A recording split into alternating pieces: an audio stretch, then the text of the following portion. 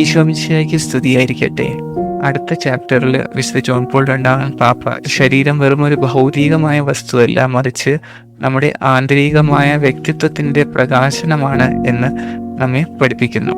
നമ്മുടെ ശരീരം നമ്മുടെ ഉള്ളിലുള്ള കാര്യങ്ങളെ വെളിപ്പെടുത്തുന്നു. സന്തോഷം ചിരിയിലൂടെ, ദുഃഖം കണ്ണീരിലൂടെ പ്രകടമാവുന്നത് പോലെ നമ്മൾ ബന്ധങ്ങൾക്കും സ്നേഹത്തിനും വേണ്ടിയാണ് സൃഷ്ടിക്കപ്പെട്ടിരിക്കുന്നത് എന്ന് നമ്മുടെ ശരീരം നമ്മോട് പറയുന്നു. മറ്റൊരാളുമായി ഇടപഴകാനായിട്ട് നമ്മുടെ ശരീരം നമ്മെ സഹായിക്കുന്നു. ദൈവം ആദ്യത്തെ സൃഷ്ടിച്ചപ്പോൾ അവൻ ഏകനായിരുന്നു, അവൻ തുല്യനായി ആരുമില്ലായിരുന്നു. അതുകൊണ്ടാണ് ദൈവം ഹൗവയെ ആദത്തിന്റെ വാരിയലിൽ നിന്ന് സൃഷ്ടിച്ചത്. ഇത് പുരുഷനും സ്ത്രീയും പരസ്പരം ബന്ധപ്പെട്ടിരിക്കുന്നു എന്ന് കാണിക്കുന്നു. ദൈവത്തിന്റെ ത്രിത്വത്തിലെ സ്നേഹം പോലെ നമ്മളും സ്നേഹിക്കാനും സ്നേഹം സ്വീകരിക്കാനും വേണ്ടിയാണ് സൃഷ്ടിക്കപ്പെട്ടിരിക്കുന്നത്. നമ്മുടെ ശരീരങ്ങൾ സ്നേഹം പ്രകടിപ്പിക്കാനും അനുഭവിക്കാനും വേണ്ടിയാണ് രൂപകൽപ്പന ചെയ്തിരിക്കുന്നത്. നമ്മുടെ ശരീരത്തിലൂടെ നമ്മൾ ദൈവത്തിന്റെ സ്നേഹം മറ്റുള്ളവരിലേക്ക് പകരുന്നു.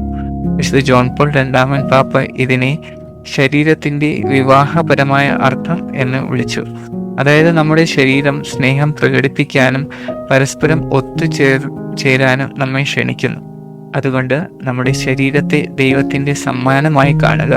സ്നേഹിക്കാനും സ്നേഹം സ്വീകരിക്കാനും വേണ്ടിയാണ് നമ്മൾ സൃഷ്ടിക്കപ്പെട്ടിരിക്കുന്നത് എന്ന് ഓർക്കുക.